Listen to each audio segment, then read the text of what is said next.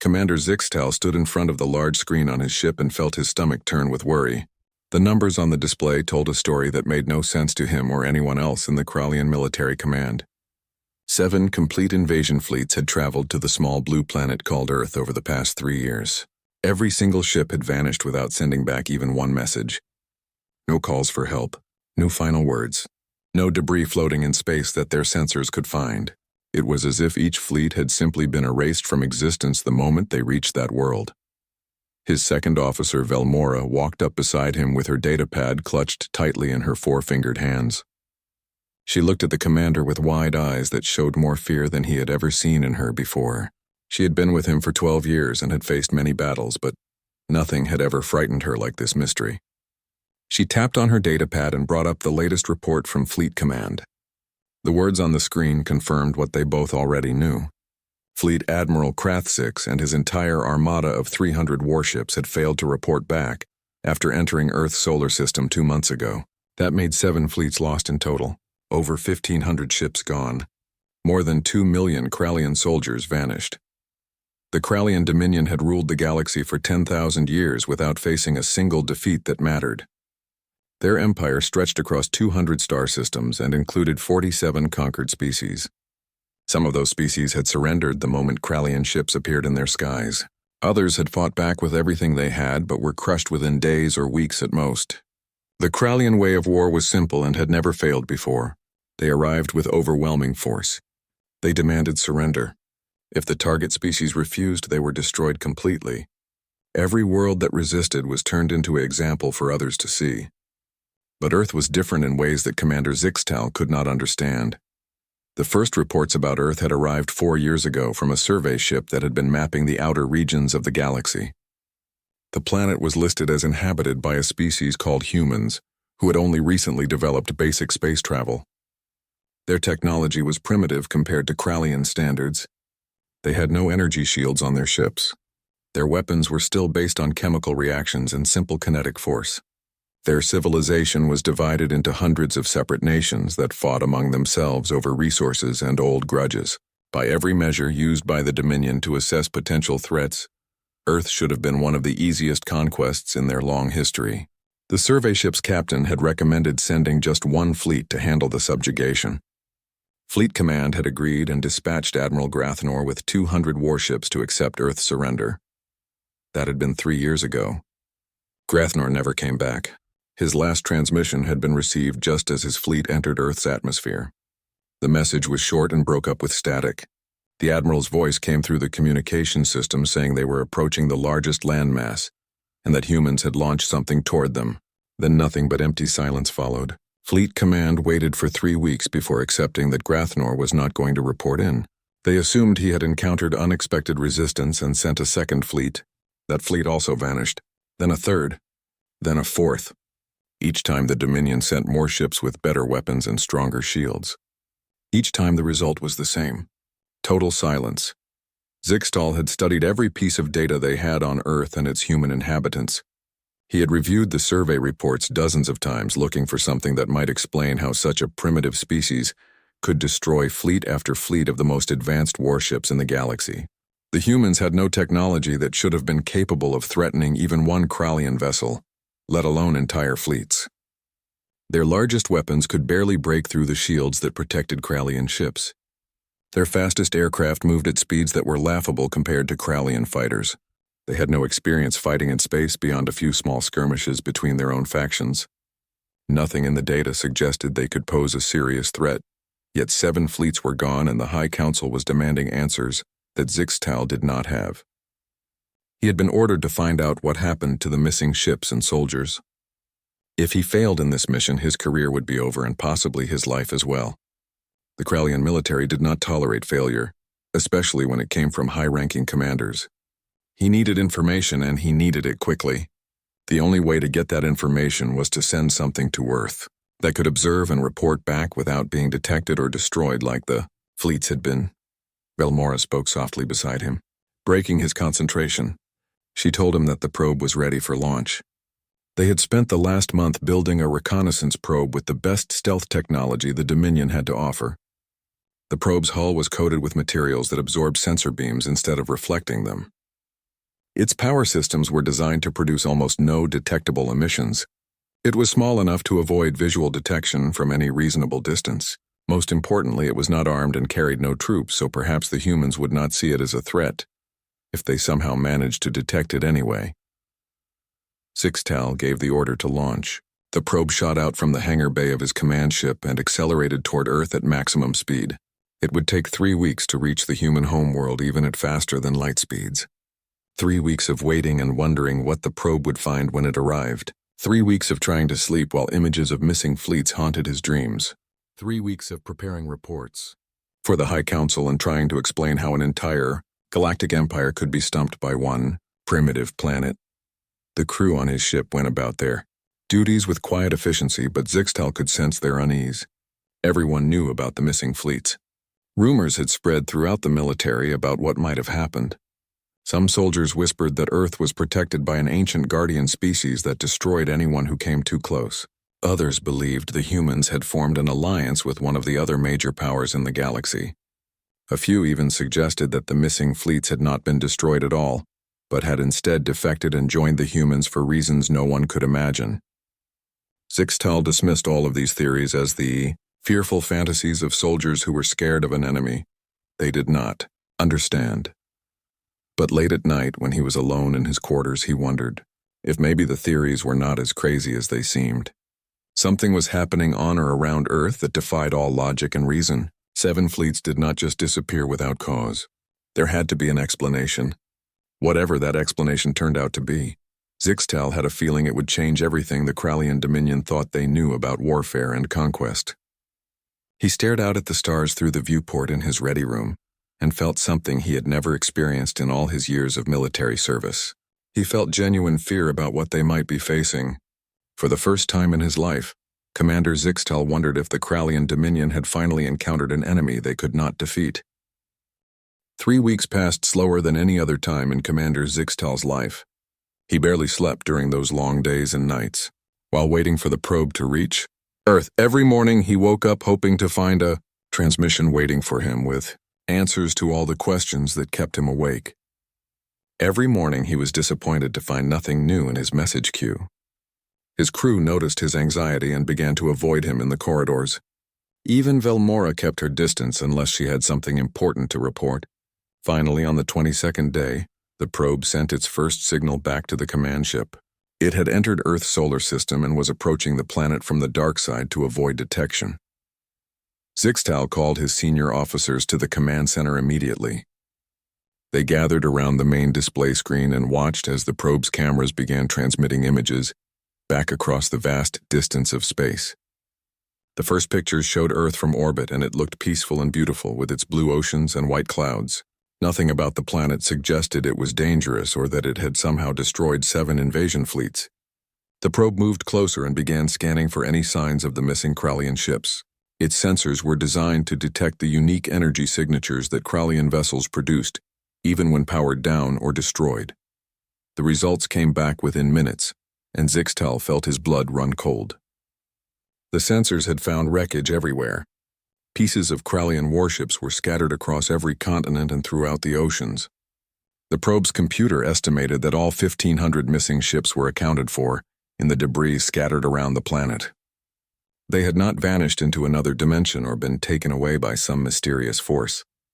They were all here on Earth, broken into thousands of pieces. But what the probe showed next made the discovery of wreckage seem almost normal by comparison. The probe focused its cameras on a location that humans called Nevada, in a nation known as the United States. There in the middle of a desert sat one of the Krallian battlecruisers from the First Fleet. The ship was mostly intact, but it was not abandoned or guarded by human military forces. Instead, there were hundreds of humans walking around it and through it like it was some kind of attraction. The probe's sensors picked up human voices, and the translation software converted their words into Krallian language. Families with small children were paying money to tour the inside of the warship. Human guides were explaining how the weapon systems worked and showing visitors the command bridge where Admiral Grathnor had once stood. Vendors were selling small models of the ship and clothes with pictures of it printed on the fabric. Children were laughing and playing in the areas where Krallian soldiers had prepared for battle. Velmora made a choking sound beside Zixtal and pointed at another display. The probe had moved to scan an area near a place called Japan. There in the ocean, human salvage ships were pulling up reactor cores and weapon systems from sunken Krallian vessels. The humans working on the salvage operation were not treating the wreckage with any fear or respect. They were whistling and singing while they worked. Some of them were eating food while sitting on pieces of hull plating that still had Krallian writing visible on the surface. They loaded the salvage technology onto transport ships and carried it away to destinations unknown. The probe continued its survey of the planet, and each new discovery was worse than the last. In a place called Germany, humans had built a museum dedicated entirely to the failed invasion attempts. The museum displayed weapons and armor taken from dead Krallian soldiers. It showed video footage of the battles that had destroyed the fleets. Signs in multiple human languages explained the tactics that had been used to bring down the ships. School groups walked through the exhibits while teachers pointed out interesting details about Krallian technology and biology. The whole thing was presented as a great victory in human history and a source of pride for their species. But the most disturbing discovery came when the probe scanned a massive facility in the human nation of Texas. This was not a museum or a tourist site. This was an active research center where hundreds of human scientists were working day and night to understand Krallian technology. The probe's cameras showed humans carefully disassembling power cores and shield generators. They were taking apart weapons and studying how each component functioned. They were running tests on hull materials and analyzing the composition of every alloy and substance. Most shocking of all, they were not just copying the technology. They were improving it. The probe picked up a conversation between two humans in the Texas facility. One was a military officer named Colonel Jake Morrison, who wore a uniform covered in medals and insignia. The other was a scientist called Dr. Henry Chen, who had gray hair and wore a white coat stained with various chemicals. Morrison asked Chen how long it would take before they could build their own version of Krallian shield generators. Chen smiled and said they had already finished the first prototype last week. He explained that they were now installing the shields on defense satellites that would be launched by the end of the month. Morrison laughed and said something that made Zixtal's heart stop beating for a moment. He said the best part about the whole situation was that the Krallians kept sending more fleets, which meant more free technology delivered right to Earth's doorstep. The two humans walked away from the probe's camera, still chuckling to themselves, like they had just heard a funny joke. Zixtal stood frozen in front of the display, unable to process what he had just witnessed. His entire understanding of the situation had been wrong from the beginning. The Krallian fleets had not been defeated by some secret weapon or mysterious guardian force.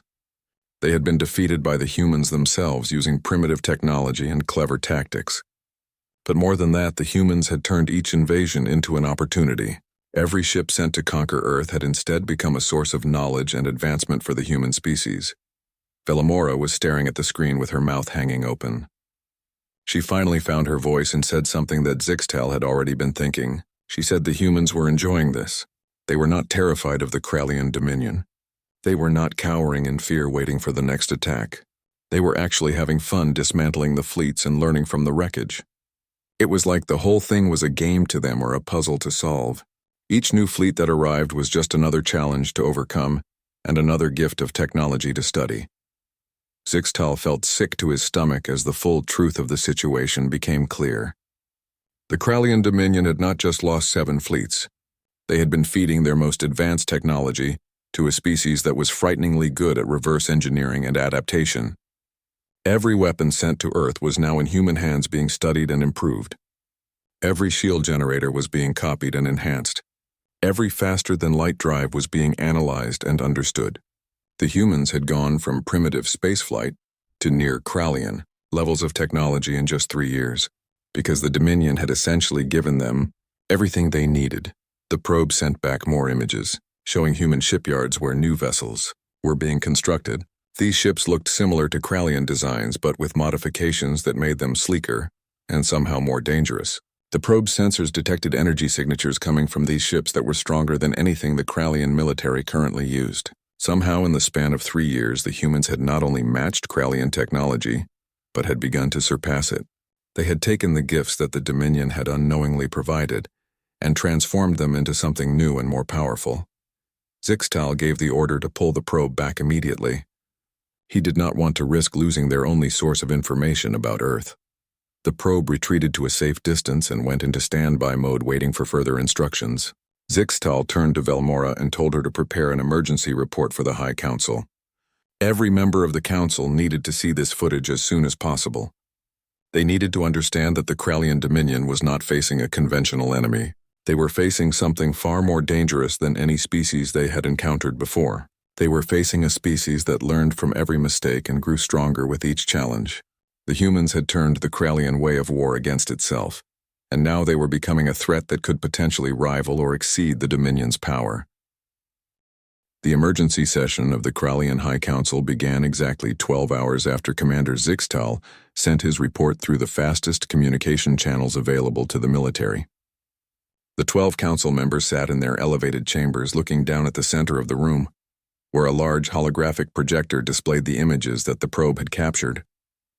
Each council member had reviewed the footage at least twice before the meeting began, but none of them seemed willing to accept what they had seen. Their faces showed confusion and anger and something that looked very much like fear, though none of them would ever admit to feeling such an emotion. Supreme Counselor Vexnar was the oldest member of the council and had served in that position for over 40 years. He had witnessed the conquest of 17 different worlds during his time in leadership, and had never once doubted the superiority of the Krallian military. He sat in his chair with his clawed hands gripping the armrest so tightly that the metal began to bend under the pressure.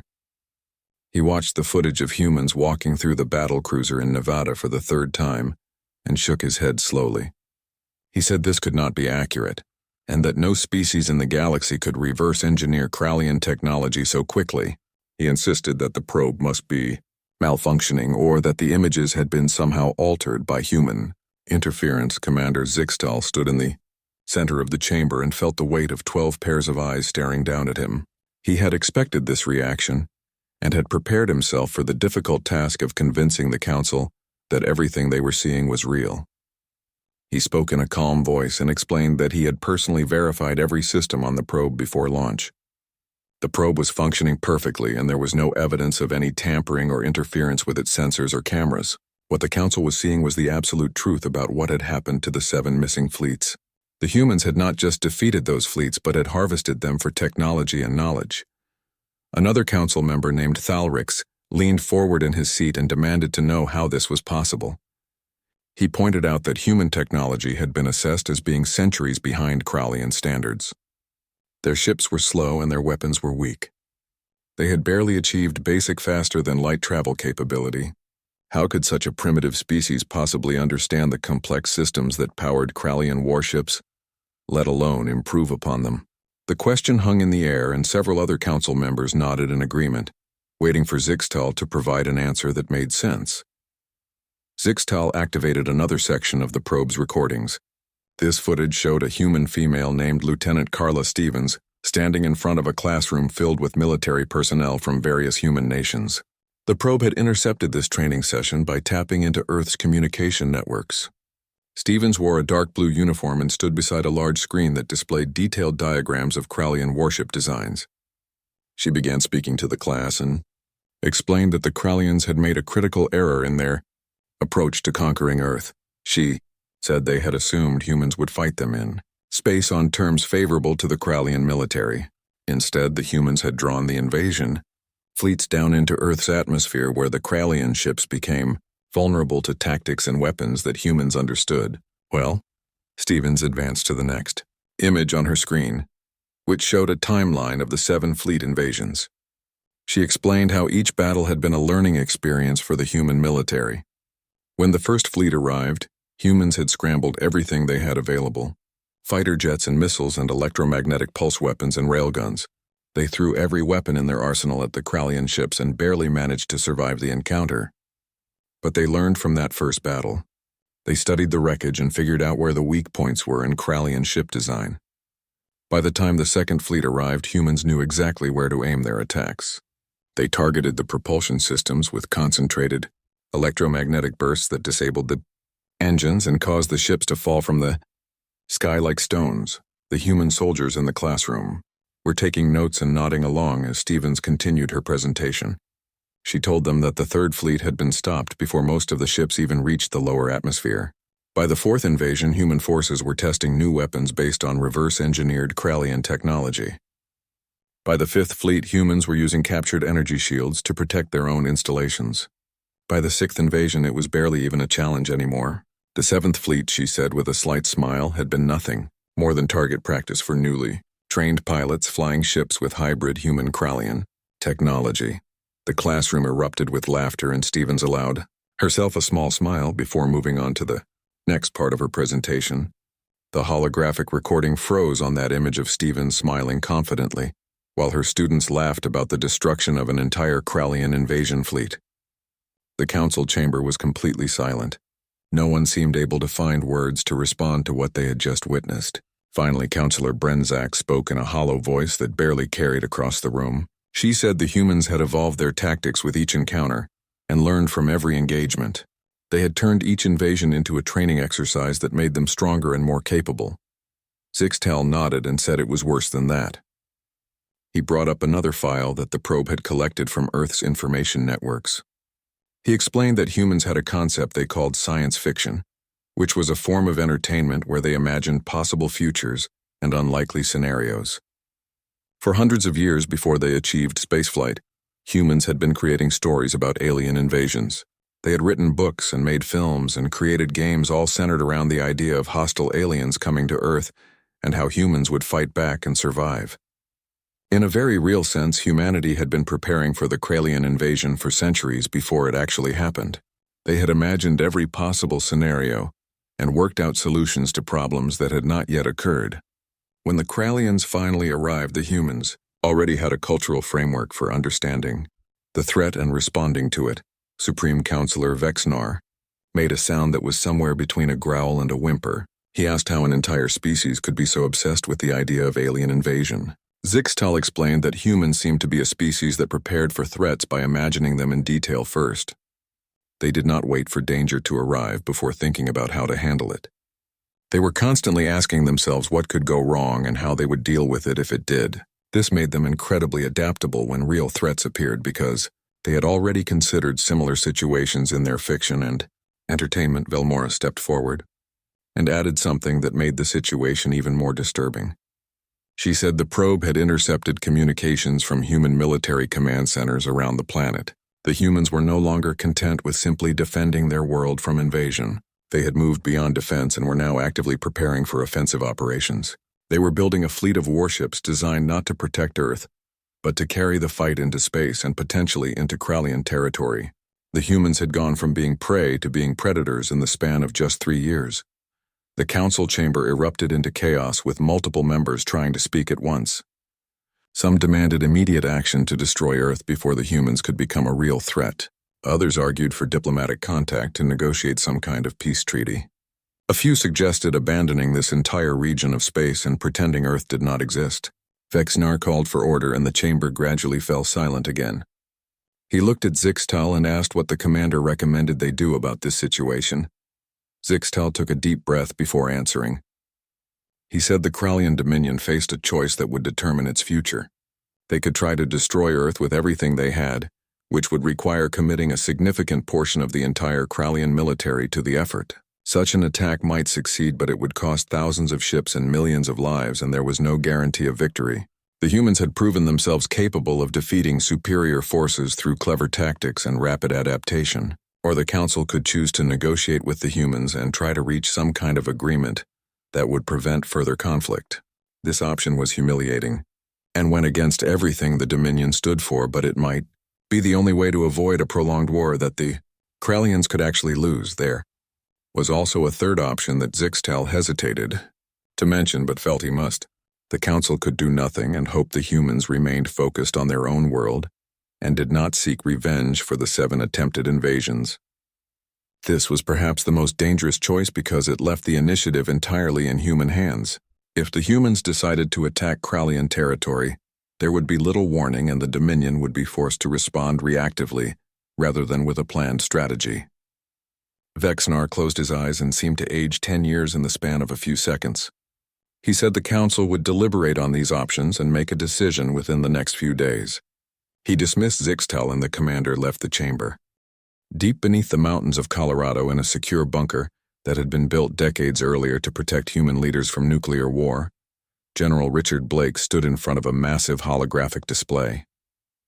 The display showed a three-dimensional map of known space with particular focus on the territory controlled by the Krallian Dominion.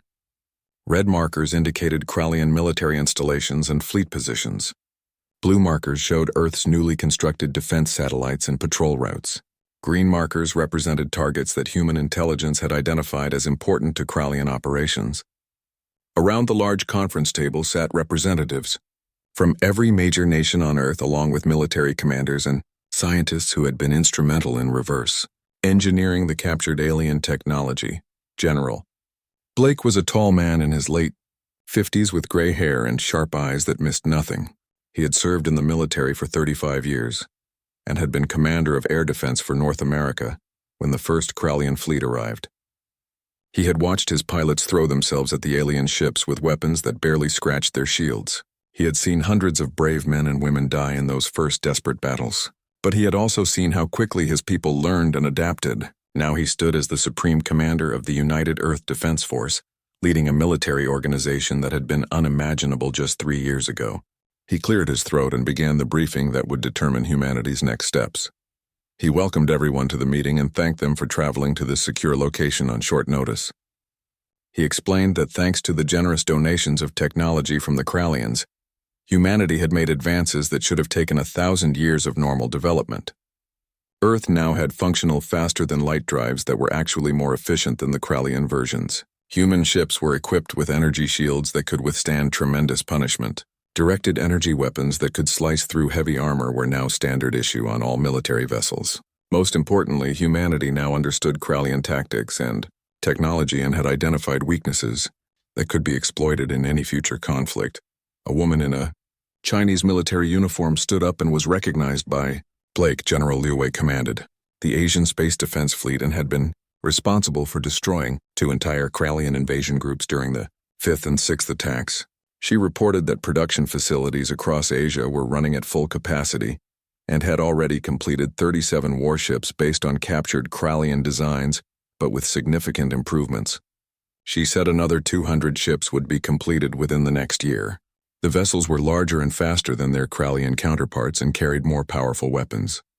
Human engineers had also solved several design flaws they had found in the alien ships, making the Earth vessels more reliable and easier to maintain. Blake nodded his approval and turned to a man wearing a white lab coat who sat near the end of the table.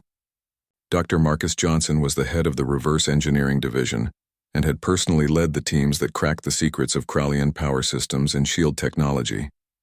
Blake asked him to provide an update on the status of weapons development. Johnson stood up with barely contained excitement visible on his face. He was a thin man in his 40s with messy brown hair and glasses that constantly slid down his nose. He pushed them back up and began speaking rapidly about the breakthroughs his teams had achieved. Johnson explained that they had taken the basic design of Krallian plasma cannons and improved the efficiency by 40% through better focusing arrays and enhanced power distribution. The targeting systems on human ships were now faster and more accurate than anything the Krallians used, thanks to advanced computer processors that Earth had already been developing before the invasions began. But the real breakthrough had been in defensive technology. His team had developed something he called adaptive shielding that could learn from incoming weapons fire and automatically adjust its frequency and density to provide maximum protection. It was a system the Krallians did not have and probably had never imagined was possible. The French ambassador Marie Dubois raised her hand and asked how this was possible. She wanted to know how human scientists could improve upon technology that had taken the Krallians thousands of years to develop. Johnson smiled and explained that it all came down to different ways of thinking. The Krallians were a rigid hierarchical society where tradition and established methods were highly valued. When they perfected a technology, they stuck with that design for centuries with only minor improvements. They did not encourage creative thinking or radical innovation. Humans, on the other hand, were chaotic and constantly changing. Human scientists were always asking if there was a better way to do something. They questioned everything and were not afraid to throw out old ideas if new ones worked better. This mindset gave humanity a huge advantage when it came to innovation and adaptation. Admiral Patricia Hayes raised her hand and Blake acknowledged her. She was the commander of the newly formed Earth Defense Fleet and had more combat experience against the Krallians than almost anyone else alive. She wore a Navy uniform decorated with medals from 3 different nations. Her question was direct and cut through all the technical discussion. She wanted to know if they were really considering taking the fight to the Krallians and invading their territory. The room went completely quiet. Everyone had been thinking about this possibility, but Hayes had been the first to say it out loud.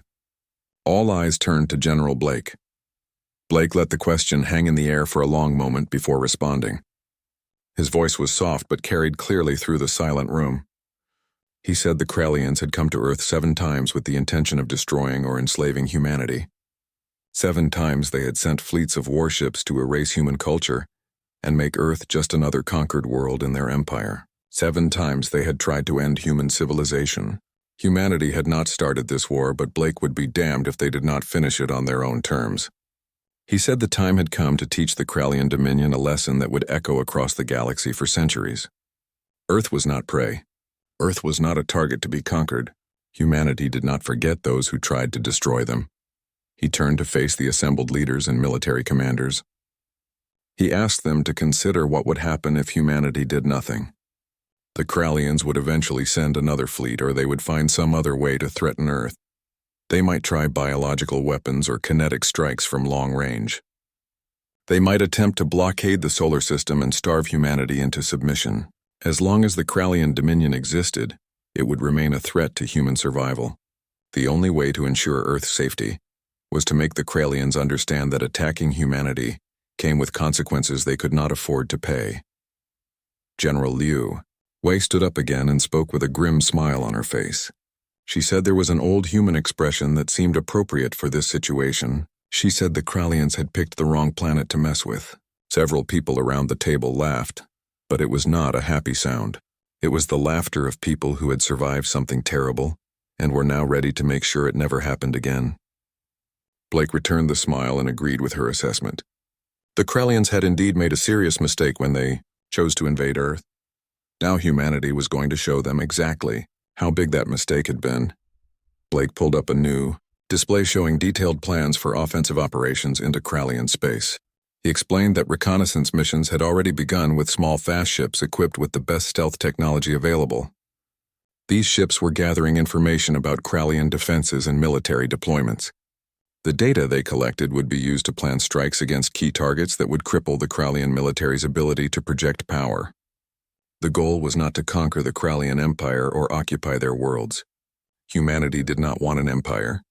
The goal was to destroy enough of their military infrastructure that they would never again consider Earth a viable target for invasion. Dr. Johnson added that psychological warfare would be an important component of the campaign.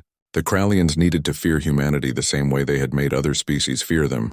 Every battle needed to demonstrate human superiority in both technology and tactics. Every engagement needed to show that humanity was not just defending itself, but was capable of taking the offensive and winning decisively. The message had to be clear and unmistakable. Attacking Earth was the worst decision any species could make. Admiral Hayes asked about the timeline for these operations.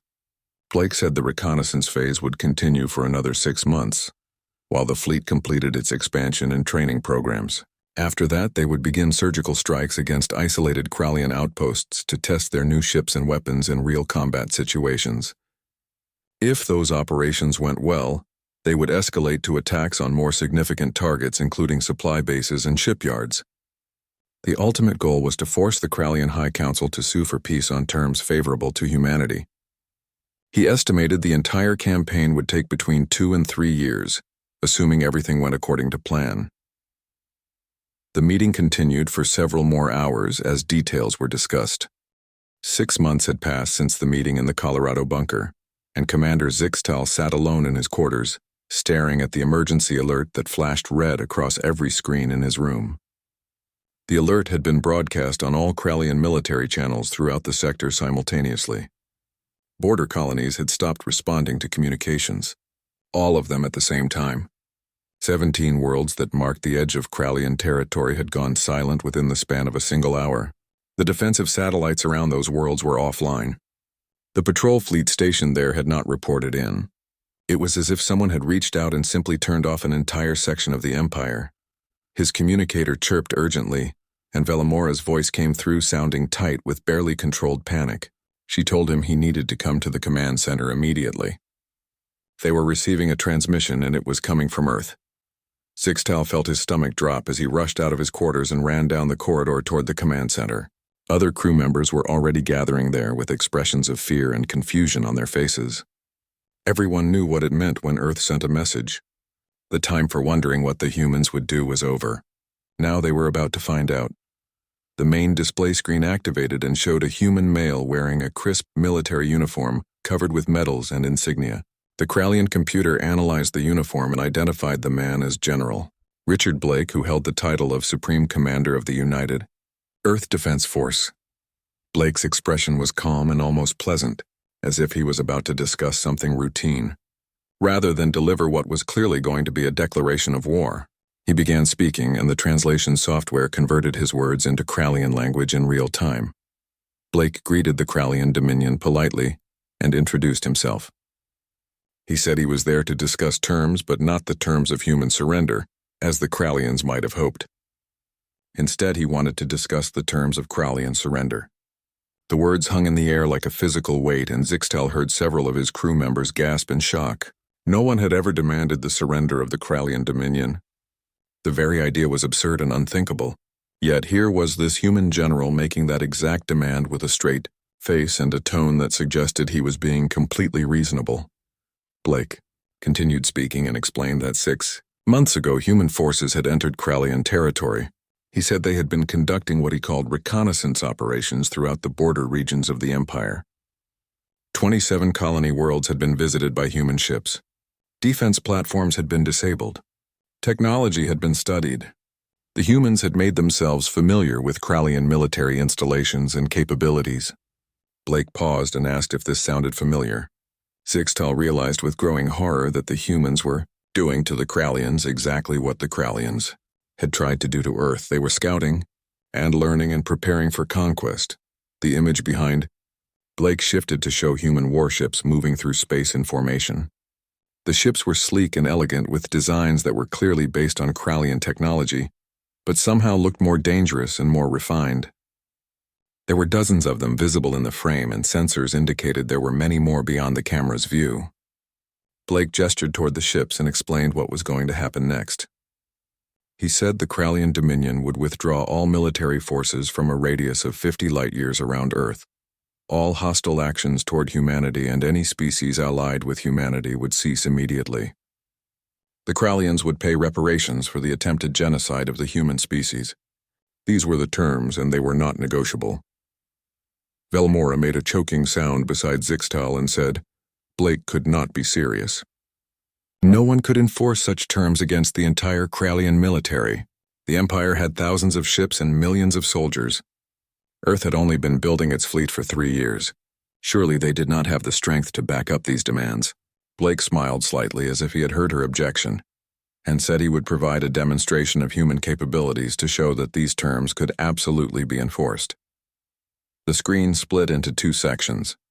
On one side, Blake remained visible. On the other side, a live video feed showed a Krallian military installation on a colony world called Praxis Prime. Zixtal recognized the facility immediately.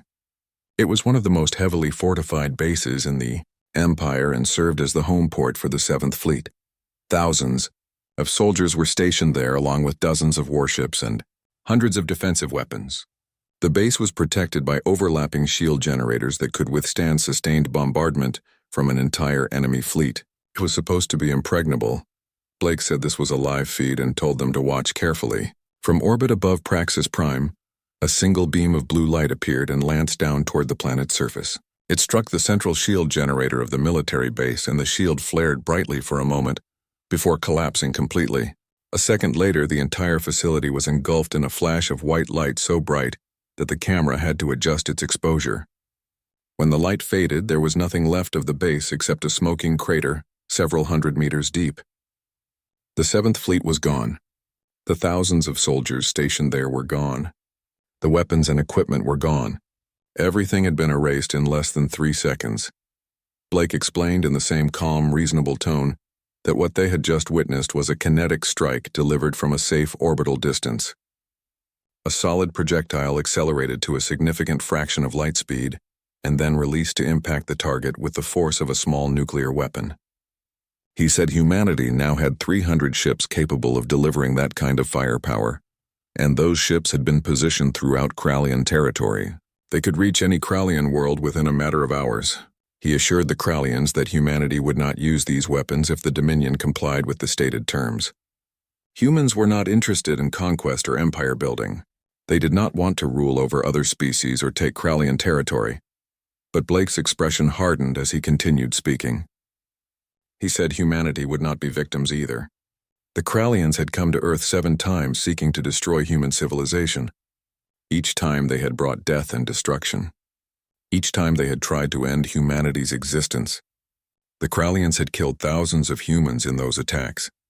They had tried to erase human culture and history, and perhaps worst of all, they had done it without any real understanding of who or what they were attacking. The Krallians had seen Earth as just another primitive world to be conquered and absorbed. They had not bothered to learn anything about humanity before trying to destroy it. Blake leaned forward and spoke directly into the camera as if he was looking into the eyes of every Krallian watching. He said the humans had learned about the Krallians, though. They had studied Krallian technology and tactics. They had analyzed Krallian society and psychology.